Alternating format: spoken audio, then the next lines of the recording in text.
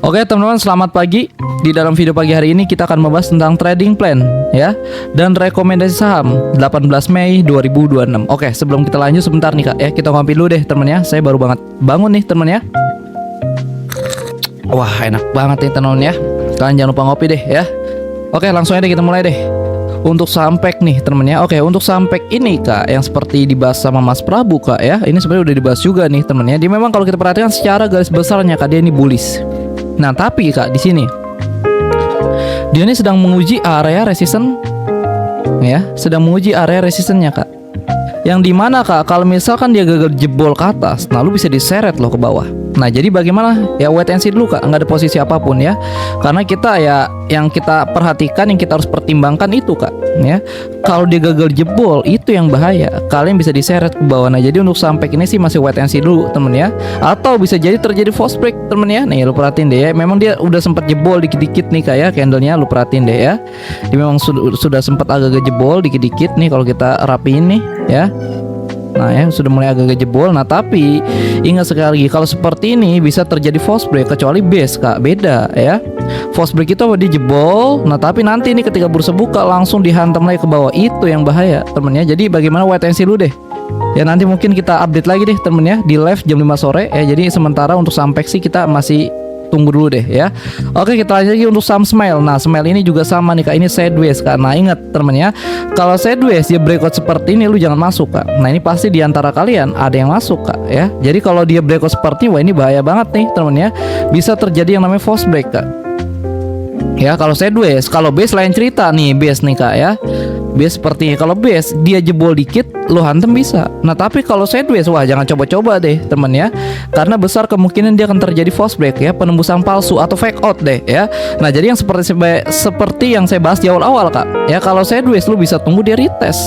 Nah ya, dia jebol, dia naik sampai 2-3 candle, biarkan saja dulu ya. Nanti ketika dia koreksi atau retest, nah kalian perhatikan konfirmasi, baru deh kalian bisa eksekusi. Nah ini kemungkinan besar nih harganya akan melanjutkan penguatannya atau akan membuat yang namanya konsep rally base rally apabila dia sudah terbentuk pattern seperti itu ya. Nah tapi kalau misalkan kalian rasa pattern seperti ini kelamaan, ya nggak apa-apa, lu coba-coba, lu spekulatif masuk di ujung-ujung harga, tapi dengan catatan pakai stop lossnya. Kalau kakak tidak menggunakan stop loss yang ketat, nah ini sideways loh Kak ya, yang dimana kalau dia gagal jebol lu bisa diseret lagi ke bawah. Nah ya kira-kira seperti itu. Oke, kita lanjut ke saham selanjutnya nih teman ya, saham Laju. Nah saham Laju juga sama Kak, kalau kita perhatikan nih ya, dia ini sama bergerak di dalam kondisi sideways yang memang rata-rata di dalam kondisi seperti ini teman ya.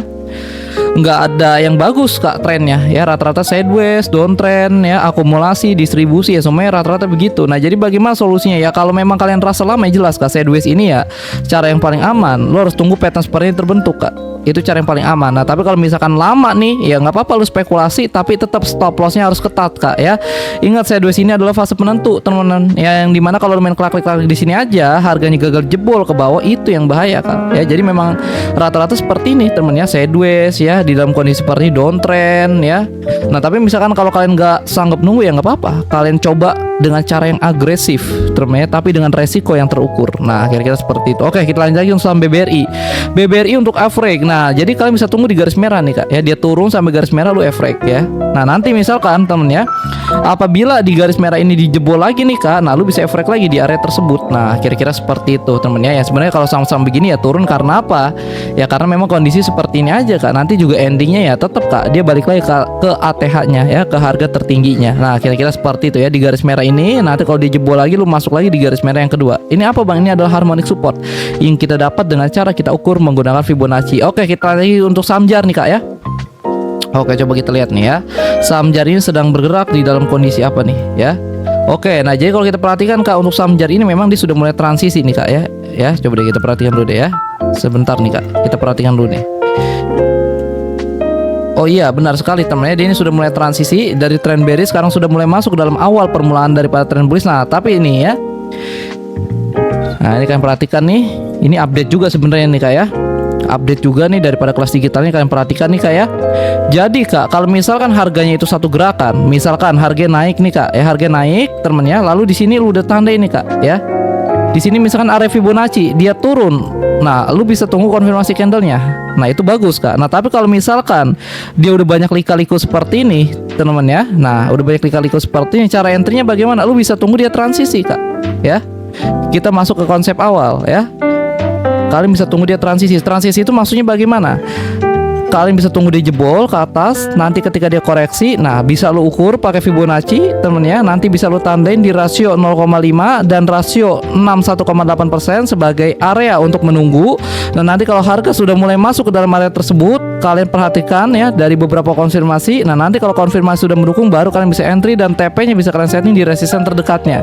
Nah begitu teman ya, cara yang paling aman. Tunggu dia transisi. Karena apa? Karena udah banyak lika-likunya nih kak ya. Udah banyak lika-likunya. Kecuali kak ya, dia naik sekali tarikan dia masuk ke dalam area Fibonacci. Nah itu bisa ya, lu tunggu konfirmasi candle ya. Nah tapi kalau begini udah banyak lika-liku nih kak ya. Jadi yang cara yang paling aman, nah lu bisa tunggu dia transisi. Kalau pakai candle reversal lah itu nggak, kurang valid kak ya. Kalaupun dia naik bisa naik dikit, dia jatuh lagi naik, jatuh lagi. Nah tapi kalau dia sudah transisi, nah itu sudah mulai jelas kak ya. Nah kira-kira seperti tunggu dia transisi kak. Kalau kalian rasa ini kelamaan ya nggak apa-apa, spekulatif yang seperti saya bilang di awal teman-teman ya. Memang kondisi seperti ini kak ya. Jadi saham juga ya jarang sekali yang bagus kak ya. Bahkan yang memang rata-rata konsolidasi ya seperti. Nah ini sama nih kak ya. Untuk saham GTSI juga sama teman-teman ya. Jadi kalau dia banyak lika-liku seperti ini, nah ini lu nggak bisa kak ya. Sekalipun dia sudah masuk ke dalam area penting, area demand zone, apalah itu temen ya, nggak bisa lu entry pakai candle reversal, nggak bisa kak. Nah ini harus nunggu dia transisi seperti dia jebol ke atas, dia koreksi ya. Nanti ketika dia koreksi, kalian mau tahu koreksi sampai mana, bisa lu ukur pakai Fibonacci, lu tandain, lu tunggu konfirmasi lalu bisa masuk. Nah nanti untuk TP-nya cukup kalian setting di resisten terdekatnya aja dulu ya, nggak usah yang aneh-aneh, nggak usah di ujung-ujung harga, nggak usah temen ya. Dan stop loss-nya bisa kalian setting di bawah candle reversalnya atau tidak boleh lebih dari 10% ya. Nah misalkan kalau kalian lama tunggu pen seperti ini ya nggak apa-apa, lu spekulasi temennya. Memang kondisi seperti ini kak ya. Kondisi juga memang seperti ini. Nah lu lihat ya, ini juga sideways nih guys, MF nih, lu perhatikan deh ya, sideways secara garis besar kak. Kalau kalian teliti sebenarnya ya, pergerakan sideways yang secara garis besar. Nah jadi kalau lu tanya ya bagaimana, tunggu di retest. Nah ini sedang berada di area resistennya nih kak. Jangan coba-coba lu masuk. Yang dimana kalau lu main hajar-hajar di sini aja kak, harganya gagal jebol ke atas, lu bisa diseret lagi ke bawah. Nah jadi emang cara yang paling aman kak, tunggu dia retest. Nah itu yang paling aman teman ya. Nah tapi memang kan tidak semua orang bisa nih kan menunggu, tidak semua orang kan sabar mau menunggu ya. Ini balik lagi deh ya ke karakter kalian masing-masing ya, ke cara trading kalian masing-masing. Mau aman ya tunggu temen ya, enggak ya silakan spekulasi atau coba-coba, tapi dengan catatan dengan resiko yang terukur. Ingat, kalau memang sekiranya resiko itu bisa menghancurkan modal kalian, bisa menghancurkan hidup kalian, jangan diambil. Nah tapi kalau memang resikonya itu masih bisa terukur, silakan coba temen ya. Oke kita lanjut lagi untuk saham BCAP. BCAP juga sama ke sideways ya. Nah memang ya rata-rata semuanya begini kak ya. Dia sideways, kalau nggak dia jebol sideways, dia akumulasi, dia distribusi ya. Memang kondisi seperti ini ya, kondisi sedang tidak stabil. Nah ini ya bagaimana yang seperti saya bilang di awal-awal kak ya, tunggu dia retest nih kak. Oke, tunggu dia retest, itu cara yang paling aman temen ya. Karena sideways ini adalah fase penentu kak. Kalau misalkan lu main entry-entry aja di jebolnya ke bawah, dia akan melanjutkan penurunannya, itu yang bahaya. Oke kita lanjut lagi untuk saham Sido temen ya.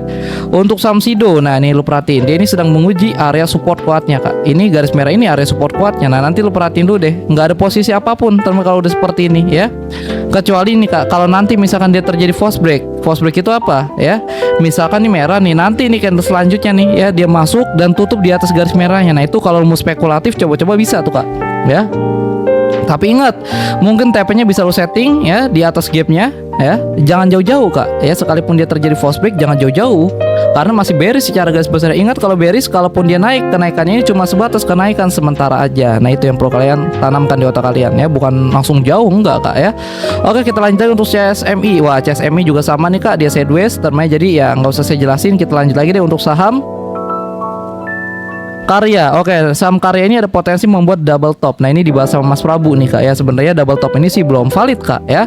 Jadi kalau misalkan nanti bursa buka nih kak ya, garis merah ini dijebol ke bawah, nah dia kemungkinan besarnya akan diseret turun sampai ke area tersebut. Kenapa ya? Karena memang ini target patternnya Nah ini target patternnya kak ya. Jadi wait and see dulu temennya. Dan terakhir kak, kita bahas untuk saham BNBR. BNBR juga sedang retest nih kak sebenarnya ya. Dan ini awalnya sideways yang seperti saya bilang di awal. Sideways ya, kalau mau masuk tunggu dia retest ya. Kalau misalkan kalian menunggu dia retest tapi dia tidak retest, artinya dia jebol ke bawah dan kalian selamat. Nah dia jebol ke bawah nih kak, karena memang kalau kita perhatikan juga nih kak, secara garis besar BNBR ini sideways juga loh ya. Nah jadi kalian perhatikan nih kak ya, dia retest nih temen ya, dia retest. Nah yang dikhawatirkan dia cuma retest sampai sini lanjut turun lagi, itu yang dikhawatirkan kak ya. Jadi kalau kalian misalkan sudah terlanjur masuk nih, sudah dapat misalkan nih hoki di bawah harga ya, nanti lu perhatiin kak, kalau misalkan dia mendekati nih kak area supply zone. Nah supply zone ini apa? Area yang terdapat banyak penjual yang siap menjual barangnya temen ya.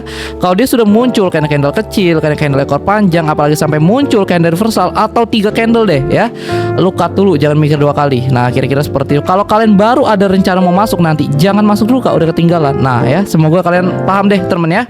Oke temennya, mungkin untuk trading plan hari ini cukup dulu deh sampai di sini temen ya. Jadi memang kondisi juga seperti ini ya, rata-rata begitu kak, downtrend, sideways. Nah ya, memang hal seperti itu temennya kalau memang kondisi seperti ini. Jadi nggak ada yang bagus kak ya.